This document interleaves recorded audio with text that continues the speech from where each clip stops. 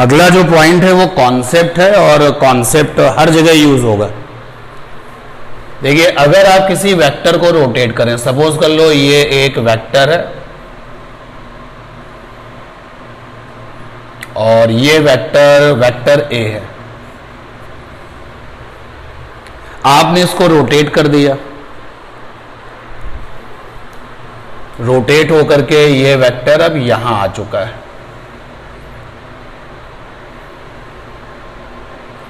Rotation के बाद vector A ये आ गया। तो पुराना जो वेक्टर है वो ए वेक्टर है, और इसको अगर आप लिखोगे तो ऐसे लिखोगे कि vector A is equal to vector A की वैल्यू और साथ में वेक्टर ए की डायरेक्शन यानी ए कैप लिखेंगे ना ऐसे, क्योंकि आप ऐसे लिख सकते हो कि वेक्टर इज इक्वल टू होता है वेक्टर का मैग्नीट्यूड और साथ में होता है यूनिट वेक्टर। ये फंडा आप अप्लाई करोगे। लेकिन जब आपने इस वेक्टर को घुमा दिया, मान लेते हैं डी थीटा एंगल घुमा दिया, तो डी थीटा एंगल घुमा दिया तो क्या नया वेक्टर बना या वही पुराना वेक्टर होगा? ये नेचर नाम में तो पुराना ही होगा। जैसे अगर ये वेक्टर है फोर्स है तो घूमने के बाद भी क्या होगा? फोर्स वेक्टर होगा। लेकिन ये अपनी डायरेक्शन बदल चुका है, और डायरेक्शन बदल गया तो वेक्टर क्या हो जाएगा? बदल जाएगा। यानी नया वेक्टर होगा लेकिन नेचर का सेम होगा।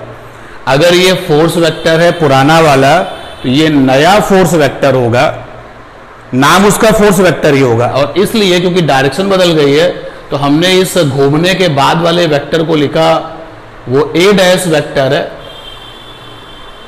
तो इसकी जो वैल्यू है इसी फंडा से लिखिए, तो वेक्टर ए डैश हो जाएगा वेक्टर ए डैश की वैल्यू, वेक्टर ए की वैल्यू, वेक्टर ए डैश की वैल्यू तो पुराने वेक्टर के इक्वल होगी ना, क्योंकि घूमने में वेक्टर की लेंथ तो बदलेगी नहीं, इसलिए ए डैश की वैल्यू आएगी ए और ए डैश कैप।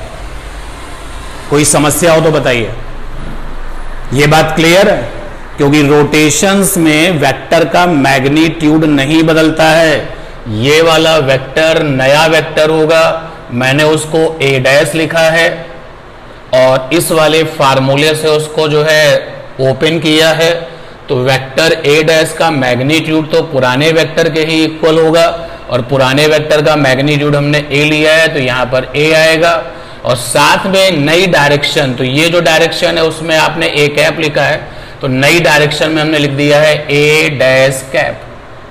कोई समस्या हो तो बताइए। क्लियर? तो वेक्टर को घुमाने से उसका मैग्नीट्यूड नहीं बदलता लेकिन नया वेक्टर बन जाता है। अलोंग विद उसका अपना जो नेचर है वो सेम रहता है। अगर ये वेलोसिटी वेक्टर होगा तो घूमने के बाद ये नया वेलोसिटी वेक्टर बनेगा। अगर ये फोर्स वेक्टर होगा तो घूमने के बाद वो नया फोर्स वेक्टर होगा। नेचर उसका वही रहता है लेकिन वो नया हो जाता है। तो अब देखिएगा, कई बार मैंने आपको एक क्वेश्चन पेपर में ये क्वेश्चन दिया है। अगर वो ऐसा लिखे डेल्टा ए, और अगर वो ऐसे लिखे डेल्टा मॉड ऑफ ए, इसको क्या पढ़ेंगे? इसको पढ़ेंगे change in magnitude, change in magnitude of vector घुमाने की सिचुएशन में। तो भाई डेल्टा माने चेंज और ये मॉडुलस बता रहा है कि मैग्नीट्यूड ऑफ वेक्टर, तो ये कितना आएगा? 0 आएगा। क्यों? क्योंकि घूमने से पहले भी मैग्नीट्यूड ए था और घूमने के बाद भी मैग्नीट्यूड ए ही रहेगा, तो मैग्नीट्यूड का जो चेंज है वो क्या रहेगा? 0। और इसको क्या पढ़ा जाएगा? इसको पढ़ा जाएगा change in vector, change in vector. देखिएगा, ये जो आपका डेल्टा है उसका मतलब तो चेंज हो गया, और ये क्या लिखा है? वेक्टर, तो चेंज इन वेक्टर ये पढ़ा जाएगा। अब वेक्टर का चेंज निकालना है, तो जब वेक्टर का चेंज हम निकालते हैं, निकाल के भी दिखाएंगे, तो ये निकल के आता है चेंज इन वेक्टर की वैल्यू निकल के आती है डेल्टा ए। रिपीट करते हैं, इसका नाम है change in vector, change in vector. और जब इसके चेंज को निकालते हैं तो आता है ए डी थीटा। यानी ए हमारे वेक्टर का मैग्नीट्यूड है, तो लिख देता हूं मैग्नीट्यूड ऑफ वेक्टर, और जो डी थीटा है वो कितना आपने वेक्टर को घुमाया था। तो मैग्नीट्यूड का चेंज तो 0 आता है, लेकिन जब हम वेक्टर का चेंज निकालते हैं तो कैसा निकल के आता है, वेक्टर का मैग्नीट्यूड और साथ में क्या आता है, डी थीटा। इसको प्रूफ करके दिखाते हैं और फिर हमेशा के लिए याद रखना, और आगे बहुत बार कई जगह पर इस कॉन्सेप्ट को यूज करेंगे। चलिए इसको एक्सप्लेन करते हैं, ध्यान देना। हमें वेक्टर का चेंज चाहिए, डेल्टा ए। डेल्टा माने चेंज, ए माने वेक्टर का। हमने वेक्टर को घुमाया है तो वेक्टर नया हो गया है, तो उसमें कितना चेंज आया है।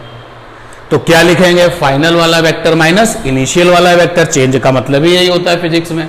तो फाइनल वाला वेक्टर है ए डैश, क्योंकि घूमने के बाद में वेक्टर ए डैश हो गया था, और माइनस का इनिशियल वाला वेक्टर वो ए है। ठीक है, यहां पे आप लिखोगे डेल्टा ए, वेक्टर का चेंज। ए डैश को लिख सकते हो आप ऐसे, यानी कि मैग्नीट्यूड ए और साथ में ए डैश साथ में कैप, और ये मैग्नीट्यूड वेक्टर का ए है और साथ में ये ए कैप। तो ये आ गया डेल्टा ए और ये आ गया ए और ए डैश माइनस का ए। ठीक है, ये इसको बहुत ध्यान से आप देखिएगा। ये जो ये लिखा है ब्रैकेट में लिखा है फाइनल वाली डायरेक्शन, और ये क्या लिखा है, इनिशियल वाली डायरेक्शन। और याद रखो यूनिट वेक्टर तो वेक्टर ही होते हैं ना, तो यहां पर हमें इन दोनों का क्या चाहिए, रिजल्ट चाहिए। तो वो कैसे निकलेगा, मॉडुलस फॉर्म में ये जो मैंने लिखा है ना, ये delta A change in vector, इसका ये मॉड आता है, ये मॉड। और जब इसका मॉड हम इसको बोलेंगे चेंज इन वेक्टर का मॉड, ये इसको क्या पढ़ेंगे, डेल्टा ए को क्या पढ़ेंगे, चेंज इन वेक्टर। इसको क्या पढ़ेंगे, चेंज इन वेक्टर का मॉड यानी मैग्नीट्यूड। तो वो ये निकल के आता है ए डी थीटा। तो यहां पे मॉड लगा लिया जाए,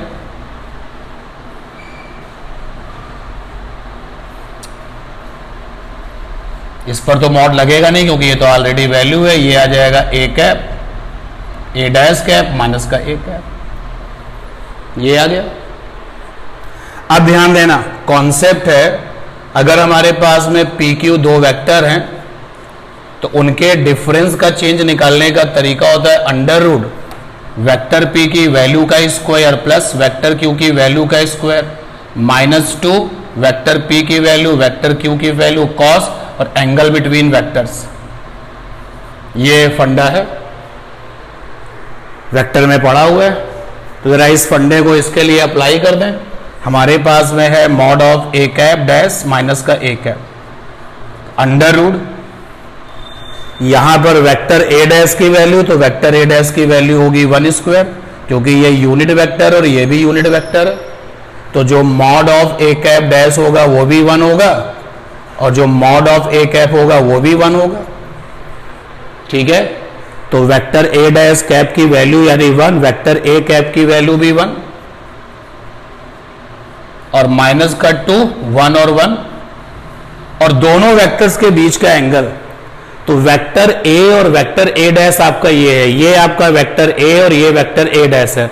तो जो डायरेक्शन वेक्टर ए की है वही ए कैप की भी है, जो डायरेक्शन ए डैश वेक्टर की है वही ए डैश कैप की भी है।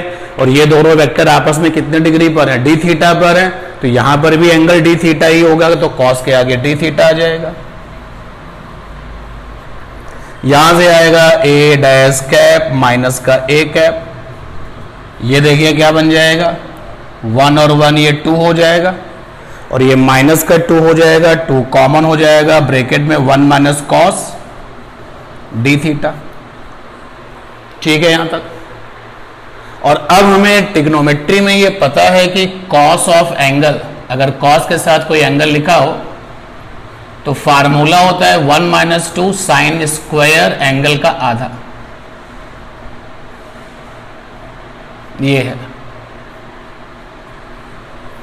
अप्लाई कर दीजिए जरा यहां, देखिएगा अंडर रूट में है 2, ब्रैकेट में है 1 माइनस, यहां पर यही फार्मूला अप्लाई कर दीजिए, कॉस ऑफ एंगल, याद रखिए ये एंगल डी थीटा है, तो यहां पर आया कॉस, तो ये हो जाएगा 1 माइनस 2 साइन स्क्वायर एंगल का आधा डी थीटा बाई 2। ठीक है, ब्रैकेट ओपन करेंगे, 1 से 1 कैंसिल हो जाएगा, जो रिजल्ट आएगा वो लिखता हूं, ए डैश कैप माइनस का A cap is equal to, ये 1 से 1 कट जाएगा, ये प्लस बना देगा, अंडर रूट में हो जाएगा 2 2 जा 4 sine square D theta by 2। तो सॉल्व करेंगे तो ये आ जाएगा 2 साइन डी थीटा बाई 2, ये निकलेगा। ठीक है, और सबको ये भी पता है कि साइन के साथ अगर छोटा सा एंगल हो, साइन के साथ छोटा एंगल इज इक्वल टू होता है छोटा एंगल। कॉस के साथ अगर छोटा एंगल लिखा हो, छोटा सा एंगल, तो इज इक्वल टू होता है 1, और ये मैथमेटिक्स में आप लिमिट्स एंड कॉन्टिन्यूटी में पढ़ेंगे। एंड यू कैन फील कि डी थीटा जो है वो कैसा है, छोटा। हम वेक्टर में डीलिंग कर रहे हैं, और आप सबको पता है कि अगर वेक्टर में डीलिंग हो रही है तो जो एंगुलर डिस्प्लेसमेंट है वो कैसा होगा, छोटा ही होगा। तो इसलिए छोटे एंगल की अगर मैथमेटिक्स हम अप्लाई करें, इसको हम कहते हैं छोटे एंगल की मैथमेटिक्स, तो ये हो जाएगा 2 और डी थीटा बाई 2, यहां से 2 और 2 कट जाएगा, क्या निकलेगा, डी थीटा। ये देखिए इसकी वैल्यू निकल के आई है डी थीटा। ठीक है, वैल्यू पुट अप कर देते हैं,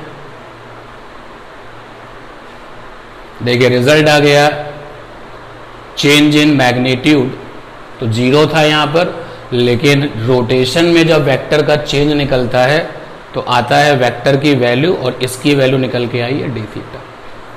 बहुत इंपॉर्टेंट बात है ये, फ्यूचर के लिए बहुत जगहों पर ये हम यूज करेंगे, तब डायरेक्ट यूज करेंगे। अगर कोई वेक्टर रोटेशन करता है तो आपसे वहां पर 2 क्वेश्चंस बहुत फ्रीक्वेंटली पूछे जाते हैं, डेल्टा माने चेंज, वेक्टर के मैग्नीट्यूड का चेंज तो 0 है, लेकिन अगर यहां पर वेक्टर चेंज का मैग्नीट्यूड पूछा जाए तो आता है वेक्टर का मैग्नीट्यूड और साथ में कितना डिग्री घुमाया गया है, डी थीटा। ठीक है, तो हेडिंग डाल दीजिए,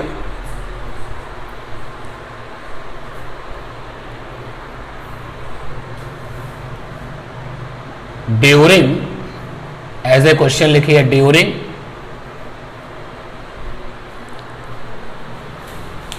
rotation of vector, during rotation of vector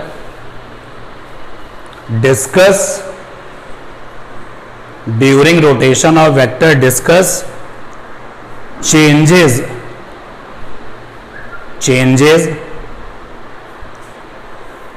in its magnitude, in its magnitude को अंडरलाइन कर लेना, changes in its magnitude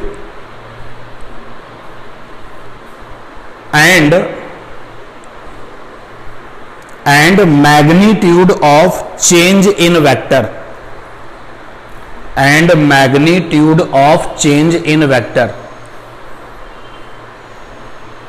and magnitude of change in vector। तो सबसे पहले उसने ये कहा है कि हमको मैग्नीट्यूड का चेंज दीजिए, तो यानी ये लिखा है ये मैग्नीट्यूड का चेंज है, कितना आता है 0, और सेकेंड नंबर पे लिखा हुआ है मैग्नीट्यूड ऑफ क्या चाहिए, चेंज इन वेक्टर, जो वेक्टर में चेंज है उसका मैग्नीट्यूड चाहिए। क्वेश्चन क्लियर है ना? तो सबसे पहले आप ये डायग्राम बनाइए, सबसे पहले डायग्राम बनाइए कि ऑन रोटेशन ऑफ वेक्टर, अगर किसी वेक्टर को रोटेशन किया गया है तो डेल्टा माने चेंज वेक्टर का और उसका मॉडुलस, तो इज इक्वल टू होता है वेक्टर का मैग्नीट्यूड, और साथ में है डी थीटा। आंखें खोल के इसको देख लो, ये डी थीटा है, ये बड़ा नहीं हो सकता क्योंकि इस एंगल को हम किस में इन्वॉल्व कर रहे हैं, वेक्टर्स में इन्वॉल्व कर रहे हैं, और वेक्टर्स में जो एंगल है वो छोटा होगा। बड़ा नहीं होगा, ये बात याद रखना। और जो बड़ा नहीं होगा वो कैसा होगा? इंस्टेंटेनियस।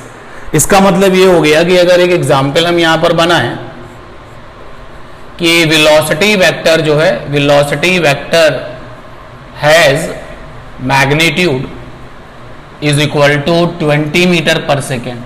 वेलोसिटी वेक्टर का मैग्नीट्यूड 20 मीटर पर सेकेंड है। Now it rotates